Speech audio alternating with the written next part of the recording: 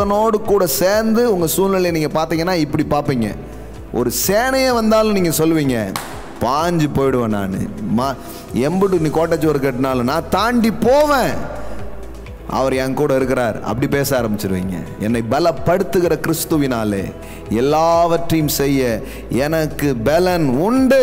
I can do everything through Christ Jesus. Amen. உங்க பலத்தின் ஆதாரமாய் அவர் இருக்கிறார். உங்கள் வெற்றியின் துவக்கமாய் அவர் இருக்கிறார். உங்கள் எதிர்ப்புகளை, சூழ்நிலைகளை எதுவானாலும் அதை தாண்டி போறதுக்கான பலனாய் அவர் உங்களுக்கு இருக்கிறார். In the beginning God. இது என்ன மாதிரி ஆட்டிடியூட்ஸ் உண்டாகுது பாருங்களேன். தேவன் என்னோடுன்றது என்ன மாதிரி சாதாரணமான எண்ணம் கிடையாது. அதனால தான் அதை வலியுறுத்தி சொல்றாரு. நீங்க தேவன் இல்லாமல் இருந்தீங்க, இப்போ என்னன்னா தேவனே உங்க வாழ்க்கையில் வந்துட்டாருன்றார், கடவுளே உங்க வாழ்க்கையில் வந்துட்டாருன்றார்.